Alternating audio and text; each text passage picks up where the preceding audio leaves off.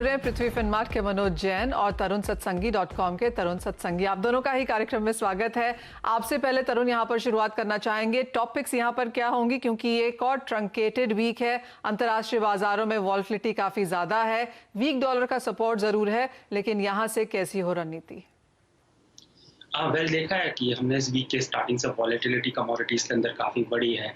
Even last 2 days of last week में भी हमने देखा था कि मूवमेंट काफ़ी ज़्यादा था। आई थिंक मार्केट में ट्रेंड क्लियर है, अभी गोल्ड को काफ़ी अच्छा सपोर्ट मिल रहा है। राइजिंग कोविड केसेस की वजह से साइमल्टेनियसली जो डॉलर में ड्रॉप देखा गया रिसेंटली, वो भी सपोर्टिव रहा है। एंड गोल्ड ने कॉमिक्स में काफ़ी अच्छा जो रेजिस्टेंस था 1755, उसके ऊपर डिसाइसिवली क्लोज भी दिया है। हमारा ऐसा मानना है कि डॉलर का ट्रेजेक्ट्री वीकर रहेगा फॉर शॉर्ट टर्म। अगर फर्दर वीकनेस आती है तो गोल्ड को रियली सपोर्ट मिलेगा। $1820 तक कॉमिक्स में प्राइस देखे जा सकते हैं। डोमेस्टिक मार्केट में हमारा ऐसा मानना है 47,850 तक प्राइस आ सकते हैं, जब तक कि 46,950 के नीचे स्लिप नहीं देंगे। बाय ऑन डिप्स का स्ट्रेटेजी होना चाहिए। खरीदारी करके ही यहाँ पर काम करना है। सोने और चांदी दोनों में ये रुझान है। मनोज जी, आपसे भी जानना चाहेंगे, एग्रीकल्चर कमोडिटीज में आपकी टॉप पिक्स कहाँ होंगी आज? नमस्कार मनीषा जी। बिल्कुल तेजी बिल्कुल अभी भी फुल स्पीड में जारी है। जहां तक ऑयल सीड्स की बात करें या एडिबल ऑयल कॉम्प्लेक्स की बात करें या कॉटन कॉम्प्लेक्स की, तो मेरी आज भी यहाँ दोनों जो है पीक वो खरीदारी की रहेगी।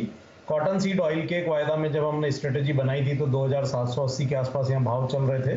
स्ट्रेटेजी को रिवाइज करेंगे, मेन वायदा में 2800 के आसपास खरीदारी करके चलना चाहिए। 2755 का एक स्टॉप लॉस लगा है, 2880 तक के लक्ष्य यहाँ देखने को मिल सकते हैं। वहीं दूसरी पीक होगी खाने के तेलों में, रिफाइंड सोया तेल में वायदा में। यहाँ भी 1377 के लेवल्स पर खरीदारी करें। 1355 का एक स्टॉप लॉस लगाएं और 1410 तक के यहाँ लक्ष्य देखने को मिल सकते हैं। खरीदारी की राय यहाँ पर भी दोनों ही कमोडिटीज में, एग्रीकल्चर में। लेकिन बात अब यहाँ पर हम मेटल्स की भी करना चाहते हैं, क्योंकि यहाँ पर चौतरफा तेजी है। कॉपर की अगर बात करें तो 10 साल के हाईज हैं, एल्यूमिनियम 3 साल के हाईज पर कारोबार कर रहा है। स्टील और आयरन ओर के भावों में भी फ्यूचर्स में चाइना में हमने बढ़त यहाँ पर बनते हुए देखी है। इकोनॉमिक डेटा यूएस और चीन की तरफ से यहाँ पर काफी बेहतर आया है। यूएस डॉलर में गिरावट देखने को मिली है, और कुछ एक मेटल्स जो कि ग्रीन एनर्जी के तौर पर जाने जाते हैं, ईवी के लिए इस्तेमाल होंगे, वहां पर अच्छी खासी खरीदारी है। पिछले कुछ दिनों में हमने गोल्डमैन सैक्स, बैंक ऑफ अमेरिका, सिटी की तरफ से खरीदारी की राय कॉपर में स्पेशली आते हुए देखी है, और उसका फायदा यहां पर क्रॉस बोर्ड देखने भी मिला है। तरुण, अगर मेटल्स की बात की जाए तो यहां पर आप कहां पर तवज्जो देंगे, कहां पर आपको लगता है और तेजी देखने को मिल पाएगी? वेल सर्टेनली हमने देखा है कॉपर लास्ट ईयर के सेम पीरियड के लेवल से अभी डबल प्राइस हो चुके हैं, और इस साल भी काफ़ी अच्छा परफॉर्मेंस दे रहा है। और जिस तरीके से अंडरटोन है, हमारा ऐसा मानना है कि सूनर ये $10,000 LME पे क्रॉस करेगा। इवन माइट भी हो सकता है बाई द ईयर एंड 11,500 के आसपास देखने को मिले। डोमेस्टिक बोर्सेज में क्योंकि रुपी का वीकर टोन है तो ओवर रिएक्शन देखने को मिलेगा। हमारा ऐसा मानना है कि by the year and probably copper के प्राइस 800 को सरपास कर जाएंगे। एंड अंडरटोन पॉजिटिव रहेगा अनटिल अनलेस कॉपर का प्राइस 680 के नीचे डोमेस्टिक मार्केट में क्लोज नहीं देते हैं। आई थिंक जिस तरीके से डिमांड साइड काफ़ी स्ट्रॉन्ग है, चाइना से इकोनॉमिक नंबर्स काफ़ी अच्छे आ रहे हैं, यूएस से काफ़ी अच्छे आ रहे हैं, तो कहीं ना कहीं ये सारे फैक्टर सपोर्टिव हैं। एंड ये एक ऐसा काउंटर है, I think by on dips he use करना चाहिए पोजिशनली, और इसमें इस साल काफ़ी अच्छे रिटर्न्स देखने को मिलेंगे। तरुण, एक और रिपोर्ट जो आईएमएफ की तरफ से आई है, जिसका मानना है कि इस साल में करीबन 25 से 31% की तेजी हम यहाँ पर मेटल्स में बनता हुआ देखेंगे। क्लियरली जो इनिशियली यहाँ तक अपने 3.5 महीने जो कवर किए हैं, अच्छे खासे गेन्स ऑलरेडी हैं, लेकिन क्या इस तरह की और तेजी बाजार में आपको भी एक्सपेक्टेड है? या सर्टेनली देखिए, अभी कॉपर जो कि है ना लास्ट 1 मंथ से शांत बैठा हुआ था। अगर हम बात करें डोमेस्टिक मार्केट की भी तो 700 के इर्द गिर्द मूव कर रहा था। लास्ट 3 डेज के अंदर काफ़ी गैलोपिंग मूव आते हुए हमने कॉपर के अंदर देखा है। और जिस तरीके से इकोनॉमिक रिवाइवल हो रहा है और मार्केट का ऑप्टिमिज्म लेवल इतना स्ट्रॉन्ग है, और कहीं ना कहीं सेकेंड वेव ऑफ कोविड ज़रूर है, लेकिन मार्केट ये मान के चल रहा है कि लास्ट ईयर की तरह लॉकडाउन्स नहीं देखे जाएंगे, तो एक्टिविटीज़ है ना लास्ट ईयर की तरह स्टैंड स्टिल नहीं होगी, जिसकी वजह से क्या है कि ऑफ लेट जैसे ही cases once again globally reduce होने चालू होंगे तो एक सेंटीमेंट ड्रिवन बाइंग फर्दर देखने को मिलेगी। लास्ट 1 वीक से सेंटीमेंट इतना ख़राब है मार्केट का कोविड की वजह से, उसके बावजूद मैंने देखा है कि बेस मेटल बहुत अच्छा परफॉर्म कर रहा है। मेरा ऐसा मानना है कि कॉपर, जिंक, एल्यूमिनियम, इवन हम लेड की बात करते हैं, ये सारे के सारे काउंटर ऐसे हैं जो कि 25 से 30% इस साल का रिटर्न अभी भी दे सकते हैं। ऑलराइट, तेजी यहाँ पर मनोज जी, आप कैसे देखते हैं मेटल्स में जब हम बात करें तो जिस तरह की तेजी यहाँ पर बरकरार है, और इस हफ्ते की अगर बात की जाए तो बेहतरीन रिटर्न्स अभी तक सिर्फ मेटल्स एज अ सेक्टर में से देखने को मिला है। इवन इक्विटी मार्केट्स में जहां पर मुनाफा वसूली है, यही एक सेक्टर है जहां पर हमने बढ़त फिर भी बरकरार आते हुए देखी है। मेटल्स में आपकी यहाँ पर कोई टॉपिक? बिल्कुल मनीषा जी, मोमेंटम बना रहेगा और यहाँ पे हमने मेटल सेक्टर में जो एक बार फिर से रनअप बनते हुए देखा है, जब यूएस की तरफ से डॉलर 2.3 ट्रिलियन का जो इंफ्रास्ट्रक्चर पुश आया था, उसके बाद से हमने फिर एक बार टर्न अराउंड होते हुए देखा है। चाइना के इकोनॉमिक नंबर्स लगातार अच्छे आ रहे हैं, यूके में भी लॉकडाउन जो है वो ईज हो रहे हैं और डॉलर इंडेक्स में भी कमजोरी देखने को मिल रही है। तो सारे ही फैक्टर्स जो है वो बेस मेटल्स की तेजी की तरफ इशारा कर रहे हैं। मेरा मानना है कि यहाँ पे कॉपर और एल्यूमिनियम, दो कमोडिटीज जो है वो आने वाले समय में अच्छा परफॉर्म कर सकती है। कॉपर में भारतीय बाजारों में एक बार 740 के ऊपर अगर कीमतें निकल जाएगी तो यहाँ 800 तक के लेवल्स भी शॉर्ट टर्म में देखने को मिल सकते हैं। वहीं अगर एल्यूमिनियम की बात करें तो यहाँ भी हमने एलएमई के ऊपर जो है बड़ा ब्रेकआउट आते हुए देखा है। एलएमई $2450 तक जो है एल्यूमिनियम दिखा सकता है। उस लिहाज से भारतीय बाजारों में भी मेरा मानना है कि 210 तक के लेवल्स जो है यहाँ एल्यूमिनियम में आने वाले समय में देखने को मिल सकते हैं। तो ये दोनों काउंटर आने वाले में बेहतर प्रदर्शन कर सकते हैं। ऑलराइट, अच्छा सा टर्न अराउंड यहाँ पर मेटल्स में देखने को मिला है और लोगों ने यहाँ पर काफी मुनाफा भी कमाया है। आपकी स्क्रीन पर लगातार तेजी यहाँ पर आज भी जारी है। करीबन 3% की बढ़त के साथ कॉपर में कारोबार है और बाकी कमोडिटीज में आप देख सकते हैं आधे % से ज्यादा की बढ़त फिलहाल कारोबार कर रही है। लेकिन बात अब एग्रीकल्चर कमोडिटीज की करेंगे और यहां पर सोयाबीन में फर्राटा दौड़ जारी है।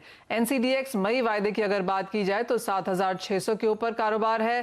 तंग सप्लाई, मजबूत डिमांड का सपोर्ट हमने लगातार यहां पर कीमतों को बनाते हुए देखा है। सीबॉट की बात करें तो यहां पर भी सोयाबीन में 8 साल के हाईज पर कारोबार हो रहा है। सीपीओ में, मस्टर्ड में भी हमने फिर से आज यहां पर बढ़त आते हुए देखी है। हरीश एक्जिम प्राइवेट लिमिटेड के डायरेक्टर के गोयल अब हमारे साथ फोन लाइन पर हैं। गोयल जी नमस्कार। खाने के तेल एक ऐसा सेक्टर है जहां पर ये पूरा साल खबरों में ये रहा है। जिस तरह की तेजी हमने भावों में आते हुए देखी है, अंतर्राष्ट्रीय बाजारों से सपोर्ट है, चीन की मांग काफी स्ट्रांग है, उसका भी फायदा यहां पर भावों को देखने को मिला है। अब इन स्तरों से क्या उम्मीद है, क्या फंडामेंटल्स और आप वॉच करेंगे? देखिए, सोयाबीन की बात करेंगे और हम सोयाबीन तेल की बात करेंगे। पहले सोयाबीन तेल पे बात करते हैं। लास्ट ईयर 15 अप्रैल को 2020 को लॉकडाउन के टाइम पे $625 $640 टन में प्राइस में यूएस में भाव था। आज सेम अपोजिट बात करेंगे तो हम 1430 अराउंड 1400 100% की तेजी आ गई। $1400 का सीएंड ऑफ इंडिया का प्राइस है। आप 100% डबल हो गया है। और यहाँ पे एनसीडीएक्स में बात करें तो 1400 रुपए के नियर वायदा पहुंच गया है। इसमें टैरिफ वैल्यू बढ़ गई है, काफी ड्यूटीज बढ़ गई हैं, उसका भी फैक्टर है। तभी हमारे को लगता है कि फिलहाल अभी तो सोयाबीन तेल में वो तेजी आना बाकी है। हम ये 1400 का जो ऑयल है वो अभी काफी डिस्काउंटेड मार्केट है इंपोर्ट की पैरिटी से। तो अभी हमें लगता है कि ये 1500 के ऊपर जाना चाहिए, 1500 के ऊपर वायदा जाना चाहिए। कि सोयाबीन का इम्पोर्ट जो है काफी स्लो हो गया है। इंपोर्ट्स की अराइवल्स नहीं है, पीछे शिपमेंट्स वीक हैं। ब्राजील, अर्जेंटीना प्रॉब्लम्स काफी डेवलप हो गई थी, नाउ थोड़ी रूटीन में आया है। तो वहाँ की प्रॉब्लम्स को देखते हुए वहाँ शिपमेंट्स नहीं हुई है। तो शिपमेंट्स आने का टाइम भी 45 डेज के अराउंड होता है।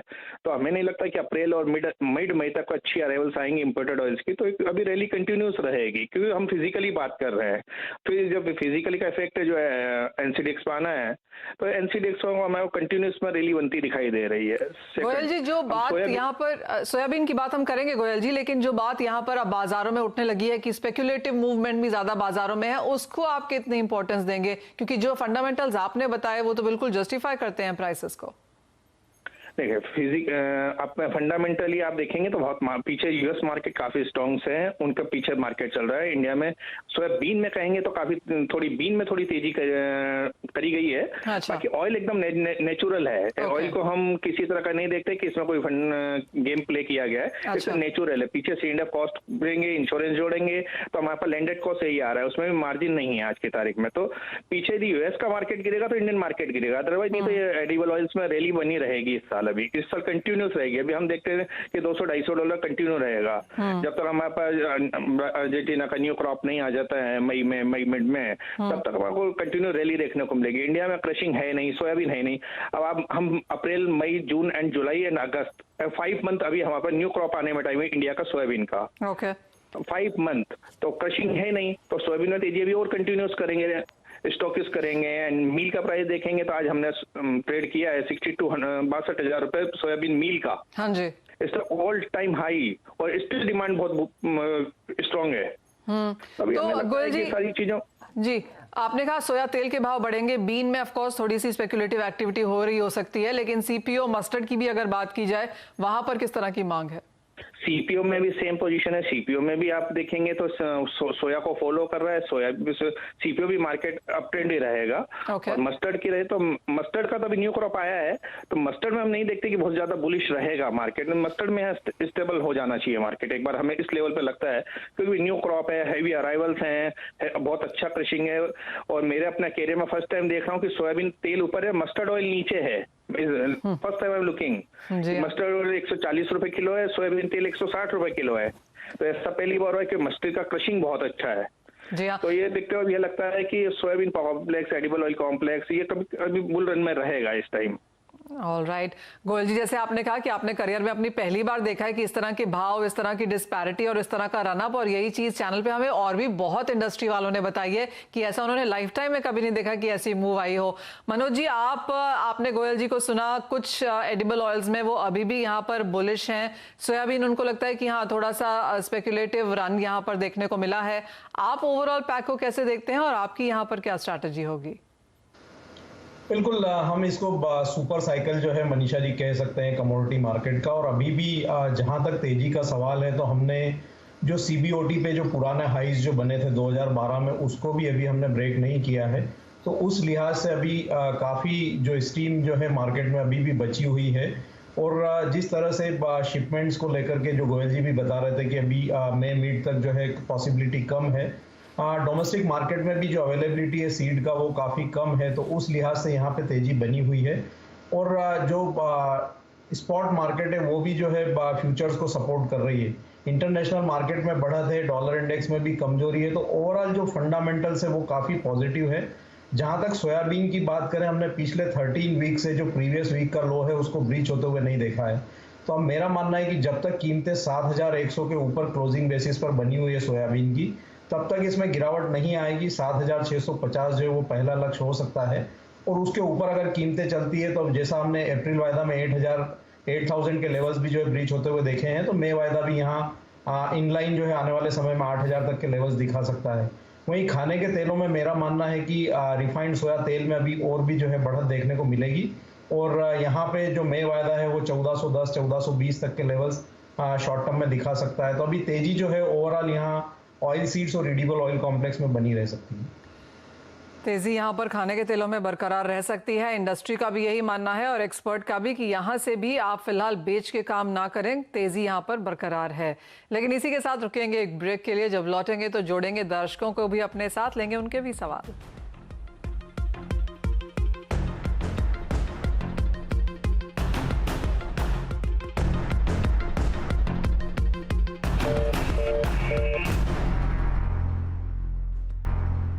आपका स्वागत है कमोडिटी कॉल में और अपने दर्शकों को अपने साथ अब यहाँ पर शो में जोड़ेंगे। और सबसे पहले एक व्हाट्सएप ले लेते हैं। रेवाड़ी हरियाणा से मनोज शर्मा जी लिखते हैं कि उन्होंने कॉटन के 2 लॉट बेचे हैं 20,800 के लेवल्स पे। कॉटन ऑफ कोर्स उन स्तरों से ऊपर फिलहाल यहाँ पर कारोबार कर रहा है। मनोज जी, क्या राय है? बिकवाली है 20,800 की।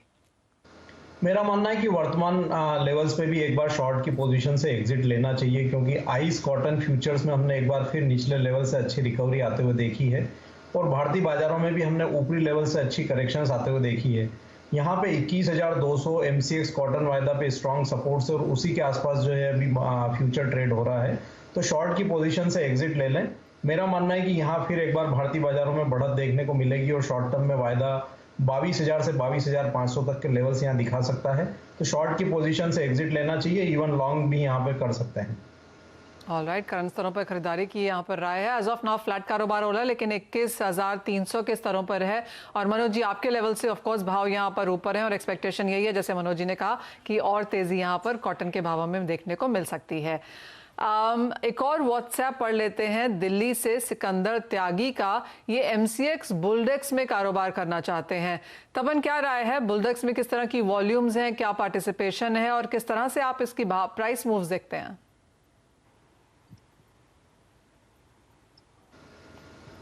तरुण, ये सवाल आपसे है। हाँ, वेल बुलियन इंडेक्स के अंदर हमको ऐसा लगता है जिस तरीके से गोल्ड एंड सिल्वर के अंदर तेजी है तो इस काउंटर के अंदर भी आएगी, क्योंकि वॉल्यूम्स कम है तो डे टू डे बेसिस पे मैं इसको ट्रैक नहीं करता हूँ, तो लेवल्स में रिकमेंड नहीं करता हूँ। लेकिन अगर सोने और चांदी दोनों में एक एक्सपोजर मिलता हो तरुण, तो क्या खरीदारी के लिए ये बेहतर टाइम है? 14,860 तक के लेवल्स फिलहाल यहाँ पर कारोबार होता हुआ देख रहे हैं हम, 0.25% की तेजी के साथ।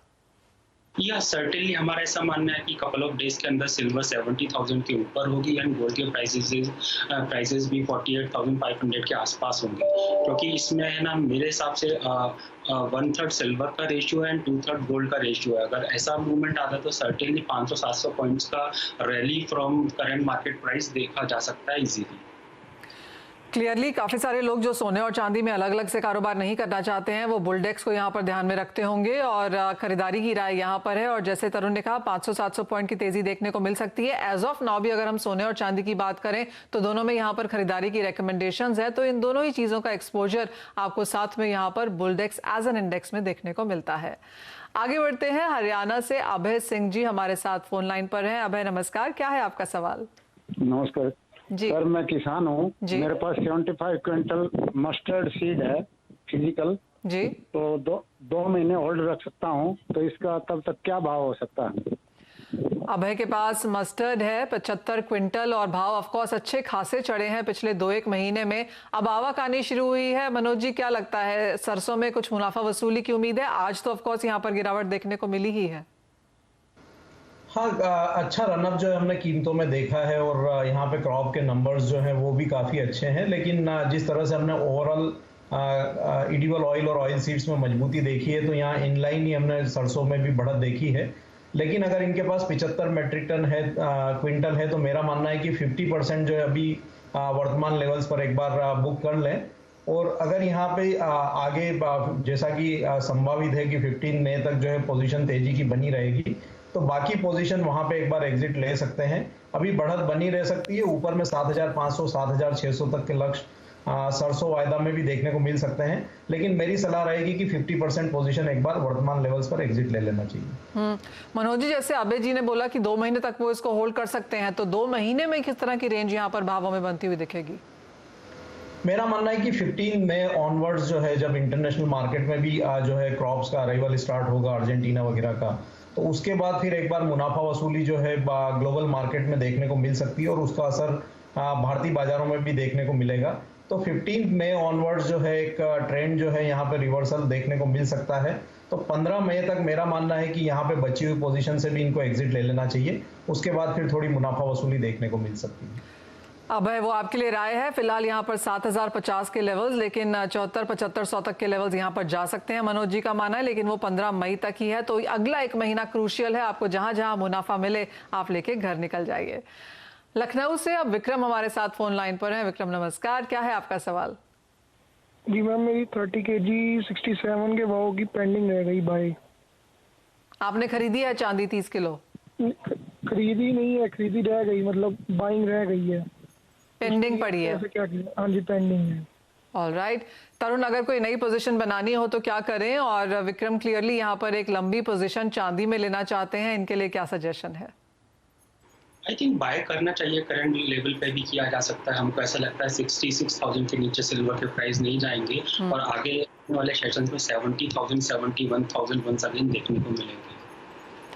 तो 68,700 जो करंट चांदी के लेवल्स हैं, इसके ऊपर विक्रम क्या करें? अगर उनको अपनी बाइंग करनी है, जैसे कि उन्होंने कहा 30 किलो उन्होंने डाल के रखा हुआ था, पेंडिंग है, नहीं जा पाया, तो अगर वो लेना चाहते हैं तो स्टैगर्ड वे में कैसे खरीदारी करें? या I think 50% current market price पर परचेज कर सकते हैं एंड यहाँ से अगर 1000 पॉइंट्स का करेक्शन आता है तो फर्दर एड ऑन किया जा सकता है और इनको सर्टेनली सिल्वर के अंदर 71 के प्राइस देखने को मिलेंगे। चलिए विक्रम जी, वो आपके लिए यहाँ पर राय है। धीरे धीरे करके आप यहाँ पर अपनी चांदी खरीद सकते हैं, एक ही लेवल पे ना डालें 30 किलो, लेकिन यहाँ पे कुछ खरीदें, कुछ डिप मिलता है तो वहां पर भी ले लें। 71,000 के लेवल्स आपको चांदी में डेफिनेटली देखने को मिल पाएंगे। अब हमारे साथ राजकोट से देविका फोन लाइन पर है। देविका नमस्कार, क्या है आपका सवाल? मैडम, मेरा सवाल यही है कि मैंने गोल्ड लिया था 36,000 के रेट से, तो अब मुझे क्या करना चाहिए? 36,000 आपने हाजिर में खरीदा हुआ है देविका? हाँ अभी नहीं, हाँ। पहले खरीदा था। पहले लिया था तो घर में पड़ा है। हाँ हाँ। तो 36,000 के लेवल्स तो देविका बहुत ही अच्छे लेवल्स हैं, क्योंकि उसके बाद हमने लगातार सोने में तेजी देखी है। उसके बाद तो हमने ऑल टाइम हाइज बनते हुए भी देखे हैं, लेकिन करंट लेवल्स जो कि 48,000 के हैं। तरुण क्या राय देंगे? देविका अच्छे खासे मुनाफे पर तो यहाँ पर है ही, कि अपना सोना पकड़ के बैठे हैं। या सर्टेनली देखिए, इन्होंने 36 की बाइंग पर 54-55,000 के प्राइजेस भी देखे हैं, जो कि लास्ट ईयर अगस्त के आसपास आए थे।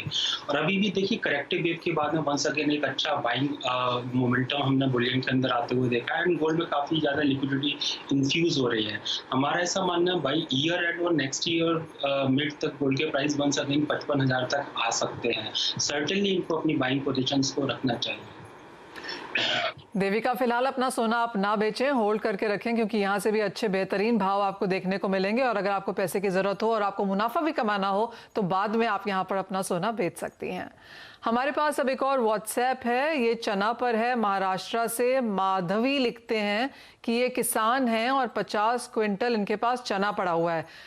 मनोज जी, क्या राय है? चने में आगे जाके किस तरह का रुझान है? चने में एक अच्छा मोमेंटम हमने पिछले 2-3 महीने में देखा है मनीषा जी, और हमने 5,900 तक के लेवल्स भी गत सप्ताह यहाँ पे देखे थे, और ऊपरी लेवल्स पे एक प्रॉफिट टेकिंग यहाँ देखने को मिल रही है। कोविड के सेकेंड वेव को देखते हुए कुछ स्टेट्स ने जो है यहाँ पे फ्री जो है पल्सेस और ग्रेन्स डिस्ट्रीब्यूशन की बातें निकल कर आ रही है, तो जिसके चलते एक मुनाफा वसूली बनी है। लेकिन मेरा मानना है कि ओवरऑल ट्रेंड यहाँ पे पॉजिटिव है, तो अभी 1 से 2 महीने वेट कर सकते हैं। 6,000 से 6,200 तक के लेवल्स यहाँ चना वायदा में देखने को मिल सकते हैं, तो अभी पोजीशन को होल्ड कर सकते हैं। 6,200 के आसपास एक बार भाव मिले तो वहां फिर एक बार अपनी पोजीशन से एग्जिट ले सकते हैं। ऑलराइट, वो यहाँ पर राय है। चने में तेजी आगे जाकर भी बरकरार है। एक और व्हाट्सएप पढ़ने का समय है हमारे पास। ओडिशा भुवनेश्वर से नारायण लिखते हैं कि जीरे के 4 लॉट इन्होंने खरीदे हैं 13,780 के लेवल्स पे। जानना चाहते हैं आगे किस तरह के भाव देखने को मिल पाएंगे। मनोज जी। जीरा में भी मेरा मानना है कि यहाँ पे 15,000 के लेवल्स टेस्ट होने के बाद एक हमने करेक्टिव डिप देखा है, और कीमतें अब जो सपोर्ट्स लेवल है 13,800 14,000 के जोन्स के आसपास ट्रेड हो रही है। तो मेरा मानना है कि यहाँ लोअर लेवल्स पर जीरा में भी अच्छा सपोर्ट बनते हुए दिखेगा, और अगले 1 से 2 महीने में कीमतें फिर एक बार 14,800 15,000 तक के लेवल्स दिखा सकती है। तो बिल्कुल अपने लोअर लेवल सपोर्ट्स के आसपास ये कमोडिटी ट्रेड कर रही है, इसमें भी पोजीशन को होल्ड करना चाहिए। शॉर्ट टर्म में कीमतें एक बार फिर से 15,000 तक के लेवल्स यहाँ भी दिखा सकती है। तेजी बरकरार है। खरीदारी की लेवल्स आप नारायण यहाँ पर होल्ड करके रखें, और जैसे मनोज जी कह रहे हैं कि यहाँ से भी अच्छी खासी तेजी फिलहाल यहाँ पर मसालों में बाकी है, स्पेशली जीरा में यहाँ पर बाइंग पोजीशंस रहें। बहुत शुक्रिया दर्शकों का हमें सवाल भेजने के लिए, भरोसा जताने के लिए, और मनोज जी तरुण बहुत शुक्रिया साथ जुड़ने के लिए और उन तमाम दर्शकों की स्ट्रैटेजीज बनाने में हेल्प करने के लिए। मुझे भी दीजिए इजाजत। आप देखते रहिए CNBC आवाज।